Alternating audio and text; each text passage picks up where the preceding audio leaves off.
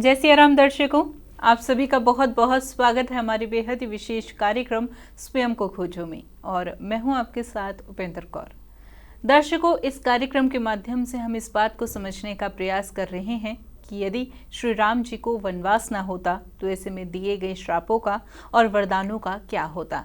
ऐसे में हम विभिन्न प्रसंगों पर चर्चा कर रहे हैं और ऐसे में आज इस कार्यक्रम के माध्यम से एक विशेष प्रसंग पर चर्चा होगी। क्या होगा प्रसंग, जरूर हम आपको बताएंगे, लेकिन उससे पहले मिलकर स्वागत करते हैं हमारे बेहद ही खास मेहमान का। जी हाँ, हम बात कर रहे हैं मोटिवेशनल स्पीकर सौरभ जी की। तो आइए सबसे पहले मिलकर उनका स्वागत करें।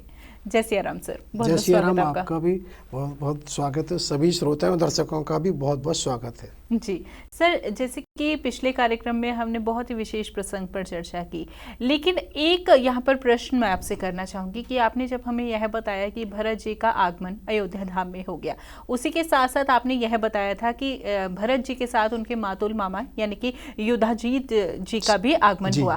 लेकिन हमने पिछले कार्यक्रम में युधाजीत जी के बारे में कोई चर्चा नहीं की। उनके बारे में जानना चाहूंगी कि जब उनका आगमन भरत जी के साथ हुआ अयोध्या में, तो उन्होंने क्या प्रतिक्रिया की या उनके साथ क्या विशेष संवाद हुए, जानना चाहेंगे। बहुत सुंदर। जैसा कि हमने जब उस समय बताया था एपिसोड में कि जब भरत जी आए थे तो एक प्रक्रिया स्वतः थी। इस तरह के वातावरण में उन महाराज अश्वपति ने उनको भेजना ही था, तो वो साथ में जब युधाजीत आए हैं तो रास्ते भर उन्होंने भी ये अनुभूत किया। और जब अवध में प्रवेश करते हैं तो वो उन्होंने भी देखा कुछ तो घटित हुआ है।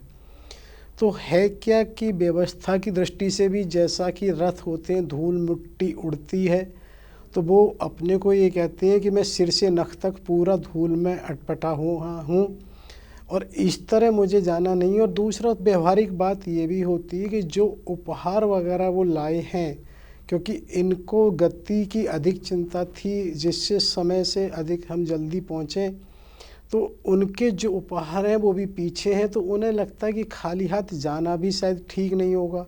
और कहीं ना कहीं वो राजनीतिक हैं, तो इस बात को भी समझ सकते हैं कि भाई आखिर हुआ क्या है, कुछ तो अंदाज़ा शायद लग जाए। और दूसरा ये भी होता है कि भाई परिवार में कुछ हुआ है, तो भाई भरत जी परिवार के व्यक्ति हैं, हम कहीं ना कहीं रिश्तेदारी है, एकाएक हमें नहीं जाना चाहिए।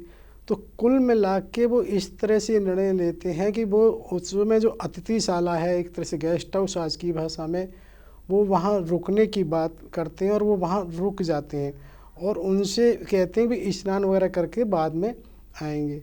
तो होता क्या है कि जैसा हमने बताया कि जब वो वहाँ रुकेंगे तो वहाँ पर व्यवस्था के हिसाब से ये होता है कि जो सुमन जी हैं उनकी सारी व्यवस्थाएं कर देते हैं और वो बराबर देख, क्योंकि वो मेहमान तो हैं ही हैं। हालांकि ये बराबर माना जाता है कि उनको एक तरह से सेवक जो पहले सम्मान और मान दिया करते थे वो किसी भी तरह से नहीं हो पा रहा है, क्योंकि निश्चित सी बात है कि ये सब कहीं ना कहीं उनको भी सशंकित मन से ही देख रहे हैं। लेकिन अब कोई कुछ कर ही नहीं सकता क्योंकि स्थितियाँ ही इस तरह की हैं। तो वो वहाँ पर ही गेस्ट हाउस में होते हैं और ये बराबर आता है कि वो उस समय जो महाराज की अंत्येष्टि हो रही होती है, कार्य क्रिया हो रही होती है, उसमें सम्मिलित होते हैं और सम्मिलित होने के सब, लेकिन वो संभवतः कहीं महारानी कैकेयी से नहीं मिले हैं, जिसका स्पष्टीकरण अभी आगे और हो जाएगा। तो होता क्या है कि जब हम महाराज की अंत्येष्टि जैसे हो जाती हैं तो अंत्येष्टि में बताया कि जितना जो संभव उनके उससे यथा योग्य होता है, दान पुण्य सब कुछ ठीक से किया जाता है, उसको बताते हैं। जैसे महाराज की अंत्येष्टि हुई, सब कोई नहीं कर सकते। उसके बाद राजसभा का आयोजन होता है और राजसभा के आयोजन में ये भी माना जाता है मंत्री वगैरह सब होते हैं। और उस राजसभा के आयोजन में क्योंकि वहाँ पर युधाजीत भी शामिल होते हैं, क्योंकि अब मुझे लगता है युधाजीत एक ऐसी असहाय स्थिति में थे कि वो करें तो करे क्या। अब उन्हें पता लग गया यदि ऐसे में वो यहीं से वापस हो जाएं तो उन पर और संदेह बढ़ेगा, नहीं वापस हो तो क्या करें।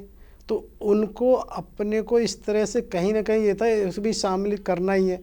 राज्यसभा में जब वो वहाँ पहुँचते हैं तो राज्यसभा में वहाँ भरत जी क्योंकि उसको एक तरह से संबोधन कर रहे होते हैं। जैसा कि राज्यसभा में सभी लोग होते हैं, हमने बताया कि वहाँ पर युधाजीत भी हैं, किसी तरह का कोई सत्कार तो हुआ नहीं है। तो उनकी उपस्थिति है या नहीं है, कैसी हो, तो वो एक वहाँ अफसर मिलके इस तरह से कहते हैं कि मुझे गौरव है कि मेरे भाग्नियों भांजों के लिए कहते हैं कहीं कोई भेद उत्पन्न नहीं कर सकता। उनकी इस बात पर भरत तीव्र प्रतिक्रिया करते हैं और बड़े जोर से कहते हैं कुमार युधाजित। उनकी इस तरह की शैली को सुन के न केवल युधाजित आश्चर्य रहते हैं बल्कि महर्षि वशिष्ठ भी आश्चर्यजनक हो जाते हैं कि इतने शील स्वभाव और ऐसे भरत अपने मातुल को नाम से इस तरह से संबोधित कर रहे हैं। तो वो वहाँ भरत जी ये कहते हैं कुमार युधिष्ठिर तुम्हारे यहाँ भाग्ने केवल एक थे जो कि अयोध्या से निर्वासित तुम्हारी बहन द्वारा या भगनी एक तरह से कहते हैं उनके द्वारा निर्वासित किया जा चुका है। अब यहाँ जो भी तुम्हारे हैं उनमें कोई भाग्नी नहीं है। और ये महाराज दशरथ जी ने स्पष्ट कर दिया था कि उनका रानी कैकेयी के किसी भी संबंध से संबंध ही नहीं है, तो अर्थात मेरा कोई संबंध, हमारे यहाँ से कोई संबंध नहीं है तुमसे। और वो साथ ही ऐसा भी कहते हैं कि मैं तुमसे ये अपेक्षा करता हूँ, उम्मीद करता हूँ कि भाई तुम कल सुबह ही अवध को छोड़ जाओगे, जिससे तुम ये, और अगर ऐसा नहीं करोगे तो तुम ये अच्छे से जानते हो कि अवध के कारागार कितने सुदृढ़ हैं, कितने वो हैं। तो उसे जब वो सुनते हैं तो वो इस बात को कहते हैं युधाजित कि जहाँ तक आप ये कह रहे हैं कि इस बात को मेरी बहन से कहीं किसी भी तरह का कोई परामर्श नहीं हुआ है, मेरी कहीं कोई वो नहीं है। जहाँ आप माता कैकेयी की कह रहे हैं, क्योंकि वो उनके लिए ये भी कह सकते हैं भरत जी अगर आप चाहें तो अपनी भाग्नी यानी बहन को ले जा सकते हैं। तो वो यहाँ स्पष्ट करते हैं कि नहीं, जो भी माता कैकेयी के लिए वो कहते हैं कि जो कैकेयी का मामला है वो आपका पारिवारिक मामला है, मेरा उसमें कोई हस्तक्षेप नहीं है।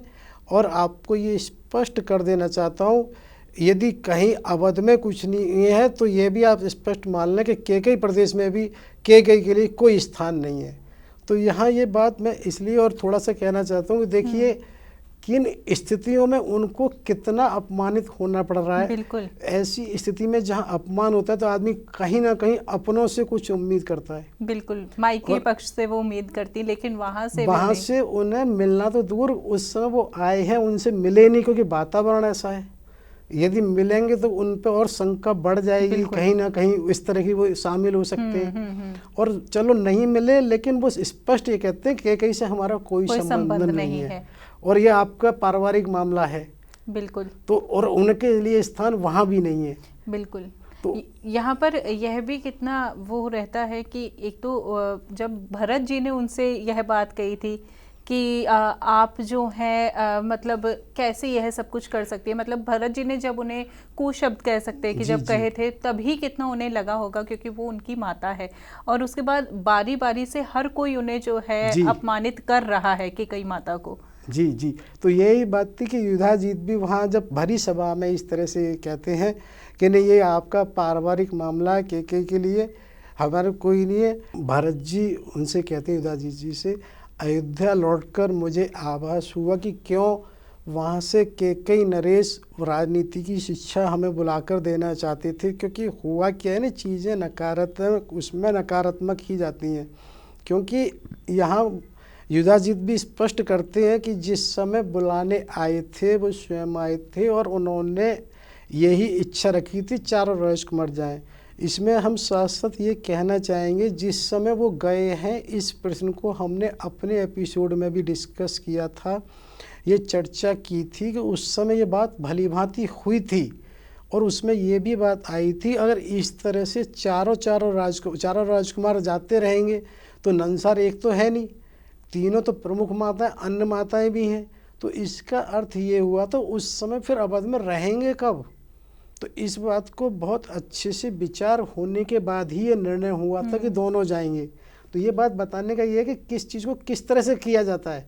अब घटना घट गई हो, आप कैसे भी उसको ले सकते हो, लेकिन ये खूब अच्छे से ध्यान है, हमने भी उस समय चर्चा की थी और उसमें ये विचार करने के बाद ही दोनों को भेजा गया था। क्योंकि ये बात हुई थी कि राम और लक्ष्मण अभी महर्षि विश्वामित्र जी के साथ होकर आए हैं, तो ये बात थी, इनको दोनों को भेजा जाए। लेकिन अब ये वर्तमान परिप्रेक्ष्य में उसको ऐसे देखा जा रहा है कि उनको इसीलिए बुलाया गया था। तो वहाँ युधाजित जी इस बात को कहते हैं कि हमारा यही अपराध है कि महाराज अश्वपति का, कि उन्होंने बृहस्पति गुरु का जो राजनीतिक शास्त्र है उसका अध्ययन किया और उसी अध्ययन को हमें कराया, तो जिससे हमारे ऊपर ये संदेह किया जा रहा है। युधाजित जी वहाँ ये भी स्पष्ट करते हैं, जब उन्होंने कहा ना कि आपका यहाँ कोई भांजा नहीं है, भाग्य नहीं है, तो वो ये स्पष्ट करते हैं कि महारानी कैकेयी के लिए वो ये कहते हैं कि कैकेयी अगर चाहे मान लो कल को ना भी रहे, मतलब कहीं एक तरह से थोड़ा सा कहना चाहिए अनुमान ये मानने, कल को वो किसी तरह से उनका शरीर नष्ट हो जाए या ना हो, तो उससे कोई फर्क नहीं पड़ता, लेकिन हमारा अयोध्या से संबंध खत्म नहीं होगा। महाराजा अश्वपति ने अपनी पुत्री का विवाह महाराज दशरथ के साथ अयोध्या उससे किया है, तो और उनका वो संबंध बना रहेगा और हम कल भी अवध के अनुगत थे, हैं और रहेंगे। तो यहाँ ये बताने की बात है, एक तरह से उन्होंने भी महारानी कैकेयी को तो बिल्कुल इस तरह से नज़रअंदाज सही कर दिया है कि जैसे वो कुछ है ही नहीं। अब चाहे इसे राजनीतिक कारण मान लें, चाहे उसमें वर्तमान की स्थिति मान लें, कि उन्होंने इसको ये कहा है कि वो नहीं भी रहे तो भी हमारा अवश्य संबंध बना रहेगा। और ये भी कहा है उन्होंने कि भाई अगर हमारी जो है, हमारा तो एक समर्पण कहें कुछ भी कहें, हम अवध से अनुगत थे, हैं और रहेंगे। तो ये बताने का ये आश्चर्य होता है कि राजनीति कैसी चीज़ होती है, कहाँ कहाँ क्या कैसे करा लेती है। बिल्कुल। कल भी राजनीति ऐसी थी, आज भी है और आगे भी रही। राजनीतिक निर्णयों को नहीं पता पड़ता कब किसको कहाँ क्या करना पड़े। बिल्कुल। तो उस राजनीतिक स्थिति के हिसाब से ही वहाँ ऐसा होते हैं, और युधाजित उसी समय वहाँ से चले जाते हैं। क्योंकि यहाँ ये भी माना जाता है कि ऐसा इसलिए जानबूझ के किया गया क्योंकि सभी चाहते थे अब जो वहाँ पर राज्यसभा में वातावरण हो, कोई विषय आए तो वहाँ बाहर का व्यक्ति ना हो। तो इस तरह का ये करके युधाजित वहाँ से चले जाते हैं। राज्यसभा से युधाजित जी चले जाते हैं तो महर्षि वशिष्ठ फिर उस समय कहते हैं कि महाराज के उसको बहुत समय तक हम ये नहीं कर सकते, अब सबको ये पता है कि महाराज का अंतकाल हो चुका है, उसके आसन को रिक्त नहीं रखा जा सकता, उसके लिए उस पर वो सब लोग कहते हैं जो महाराज की आज्ञा थी, जैसे राम ने उसे स्वीकार किया इसी तरह से तुम उसे स्वीकार करो। और सब मंत्रिमंडल भी चाहते हैं कि भाई तुम इसे जो सामग्री है वो सभी को पता है कि उसी समय से उनकी प्रतीक्षा रहती है। सामग्री से तात्पर्य होता है ना, बहुत कुछ ऐसा मंगाया जाता है सामान, तो उसी समय वो रहता है, तो उनसे कहते हैं इसे तुम स्वीकार करो। तो वहाँ माता कौशल्या भी इस बात तो रखती है कि भाई वर्तमान में एक संरक्षण की आवश्यकता है, तो उसे पुत्र तुम स्वीकार करो। तो भरत जी वहाँ इस तरह से कहते हैं कि मैं जानता हूँ कि एक की मर्यादा ये होती है कि उसको स्वतंत्र रहने का अधिकार नहीं होता, लेकिन मैं क्षमा मांगते हुए इस बात को रखता हूँ कि मैं कुछ निर्णय कर चुका हूँ। उस निर्णय में मैंने ये सोचा है कि मैं चित्रकूट भगवान राम को वापस लेने के लिए जाऊंगा और उनको मना कर, और चाहे मैं उसमें वन में रहूँगा, चौथे वर्ष कुछ भी करूँगा, उनको वापस लेने के लिए जाऊंगा। और इसी में मैंने कुछ सेवकों को यहाँ से इस व्यवस्था के लिए भेज भी दिया, अग्रसर कर दिया है। क्योंकि क्या होता है कि पहले भगवान राम लक्ष्मण सीता केवल 3 लोग गए और अब वो ये कहते हैं कि हम पूरी सेना के साथ जाएंगे, क्योंकि उनका आशय ये होता है कि जो भगवान का राज तिलक हो हम वहाँ जाते ही करें। और राज तिलक एक तरह से ना धूमधाम से होना चाहिए।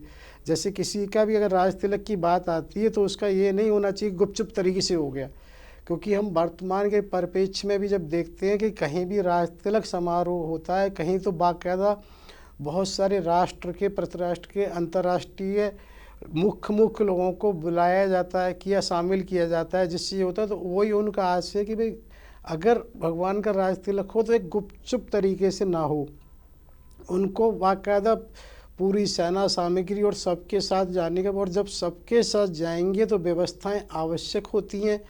बहुत सारी मार्ग में दिक्कतें भी आई, मार्ग भी इस तरह के रहे होंगे कि उनको व्यवस्थित करना आवश्यक होता है। तो जिसके लिए वो अपने सेवकों को भेज देते हैं, जहाँ जिस तरह की आवश्यकता है, कहीं कुछ घास फूस समतल नहीं है उस स्थान को किया जाए जहाँ वो करना है, पेड़ पौधे जहाँ फालतू हैं उन्हें हटाया जाए।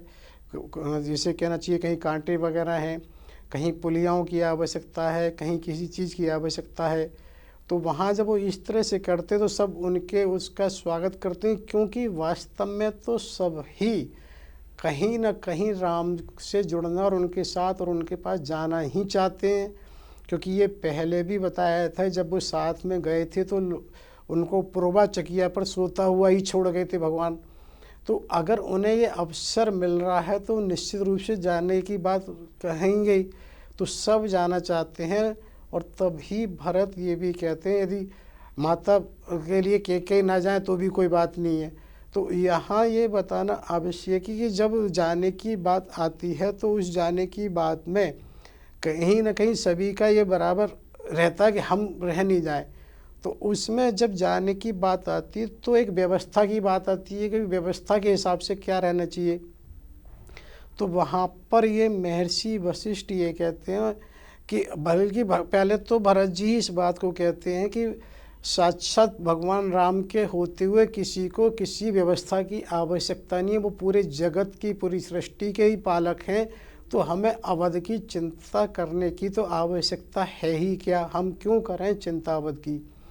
तो उसी समय फिर महर्षि वशिष्ठ इस बात को कहते हैं कि तुम बहुत सही कहते हो, बिल्कुल ये सही है, लेकिन फिर भी मैं ये मानता हूँ किसी व्यवस्था की वजह से कहीं ऐसा लगता है तो उस स्थिति में कुल गुरु और उसके ऊपर ये व्यवस्था आ जाती है कि वो अपने यजमान की किसी आवश्यकता की पूर्ति करे। तो वो वहाँ पर उस समय अपनी कामधेनु उसकी बात करते हैं, जिसका पहले भी बताया था कि माता सीता और राम जी भी जाने से पहले उनसे अपनी एक स्वीकृति और आशीर्वाद लेके जाते हैं। तो वो यहाँ भी उसकी कहते हैं कि उनके होते हुए किसी को किसी भी तरह की सुरक्षा की सोचने की आवश्यकता नहीं है। जब तक वो यहाँ हैं तब तक किसी को किसी तरह का संकोच करने की आवश्यकता नहीं है। जैसा कि निर्णय तो हो ही गया है कि अब जाना है, तो वहाँ पर महर्षि वशिष्ठ उनसे कहते हैं वत्स, जाने की बात ये कि तुम इतना विशेष ध्यान रखना, ये ऐसा किसी को मत करना कि पैदल यात्रा की कोई बात, जितनी वाहनों की आवश्यकता होगी मंत्री उसका व्यवस्था कर देंगे, और किसी रानी को जाने से नहीं रोकना, क्योंकि उनका आशय इसलिए भी हो सकता है कि जो वर मांगा है वो कैकेयी ने मांगा है, तो उसी को ये अधिकार है। तो कहीं उनकी आवश्यकता होगी तो कहीं ऐसा ना हो कि फिर वो ना हो। तो उनका ये है कि भाई अगर वो नहीं जाए तो बात अलग है, यदि जाए तो रोकना किसी को नहीं है। तो वो एक तरह से उसको स्वीकार कर लेते हैं।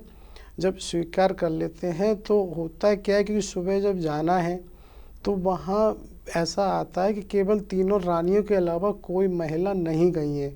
तो लेकिन सबका मन तो कहीं ना कहीं इस बात के लिए करता है कि हम जाएं ना जाएं। तो ये होता है कि सब अपनी ना इस भावना को तो प्रदर्शित करना चाहते हैं कि राम तक हमारी बात पहुंच जाए कि हमें भूलें नहीं, हमें ये नहीं करें, हमारी इच्छा है।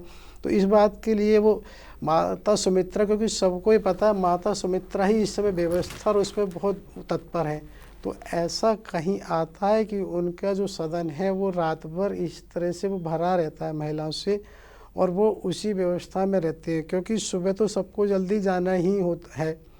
तो वो उसी व्यवस्था में कहीं ना कहीं जब ये बात आती है कि माता सुमित्रा से उर्मिला इस बात के लिए कह रही होती है कि माते, मैं तो ये मानती हूँ कि जो एक तरह से वो लक्ष्मण जी के लिए कहती हैं कि जो उनके सेवक हैं उनकी मैं सेविका हूँ, और जो बिना कहे मुझे एक तरह से ये सेवा दे गए हैं मैं उस सेवा का पालन करूँ। उस तरह से उन्हें लगता है जो यहाँ की व्यवस्था है, अगर माता सुमित्रा भी जैसे अब चली जाएंगी तो कहीं ना कहीं किसी को तो व्यवस्थाएं देखनी होंगी।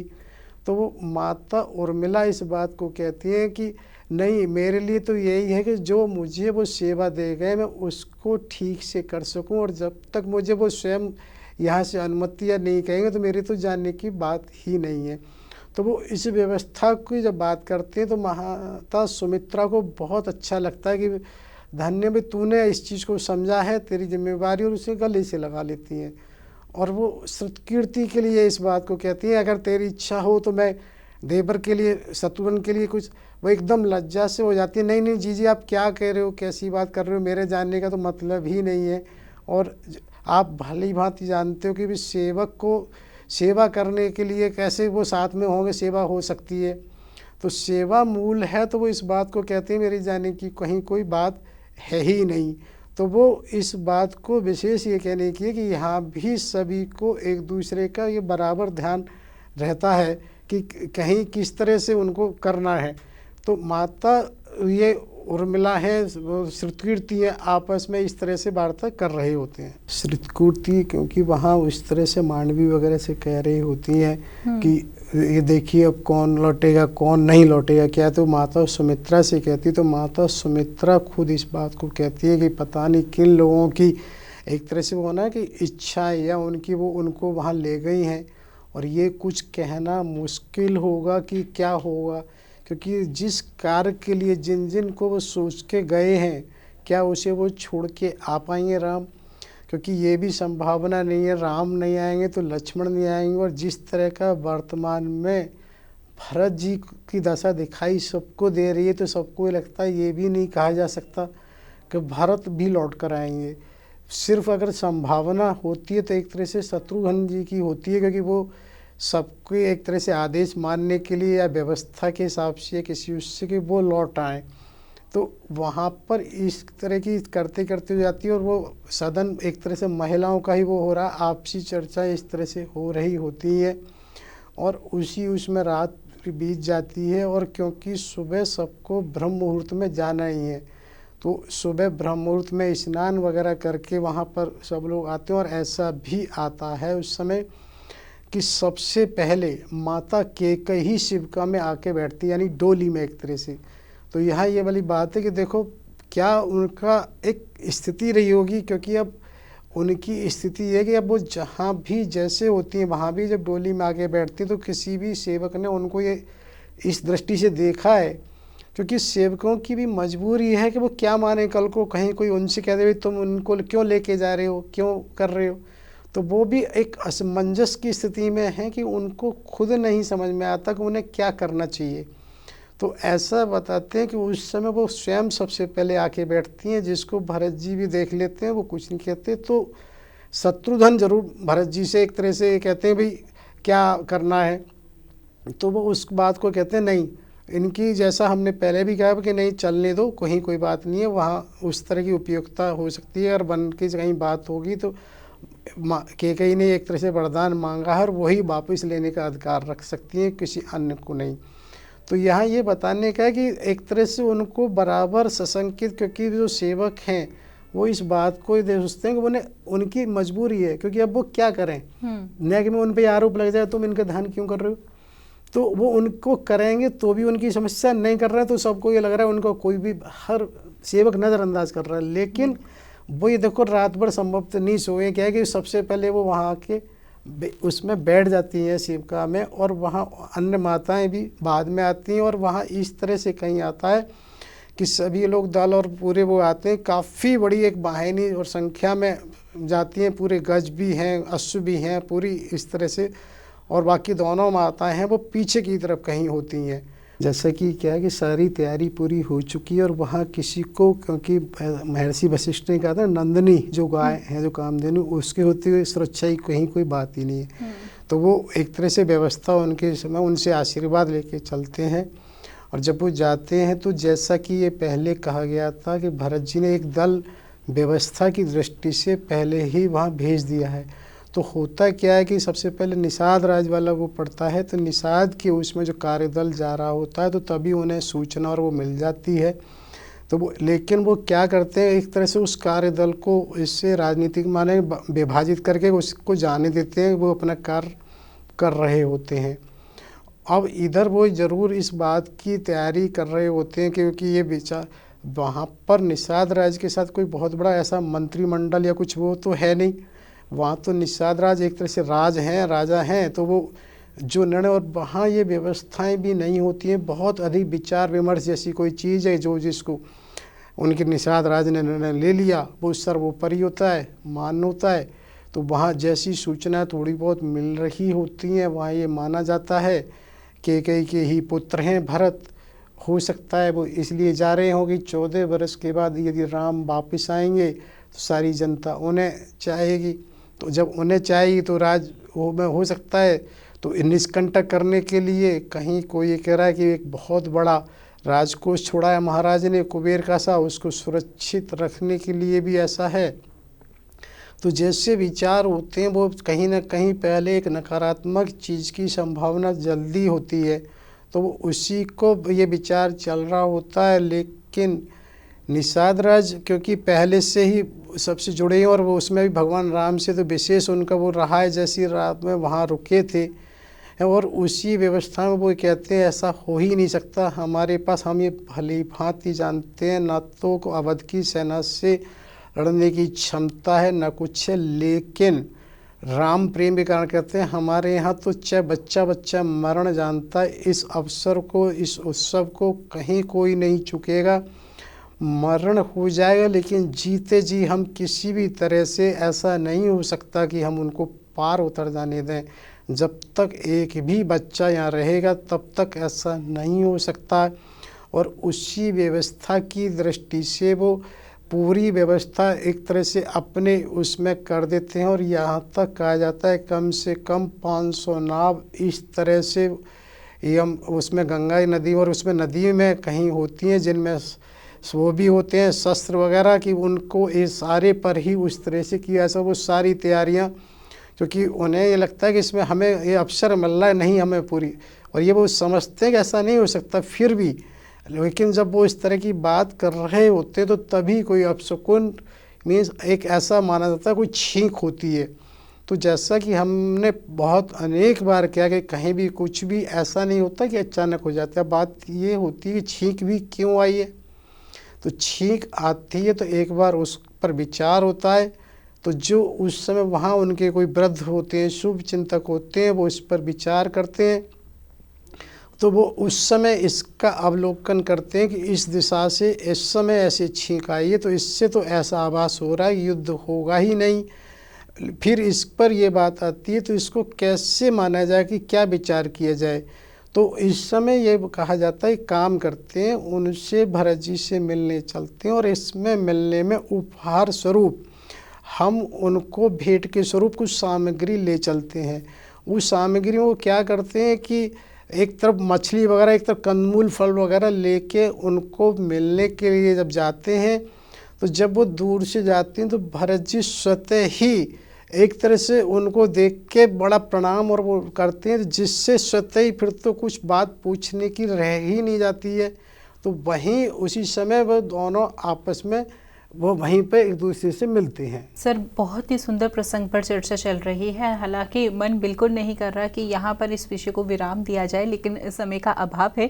तो ऐसे में कार्यक्रम की अगली श्रृंखला में हम यह जानेंगे कि जब भरत जी और निषाद राज जी का जब मिलन हुआ, भेंट हुई, तो आपस में उनमें क्या वार्ता हुई और क्या कुछ विशेष प्रसंग रहा, यह आपसे हम जानेंगे कार्यक्रम की अगली श्रृंखला में। तब तक के लिए आपने अपना कीमती समय दिया, बहुत बहुत धन्यवाद आपका। जय सिया राम। बहुत धन्यवाद। जय सिया राम। सभी श्रोताओं और दर्शकों को, समयदानियों को विशेष कोटि कोटि आभार तथा होने वाली गलतियों के लिए क्षमा। जय सिया राम। जय सिया राम।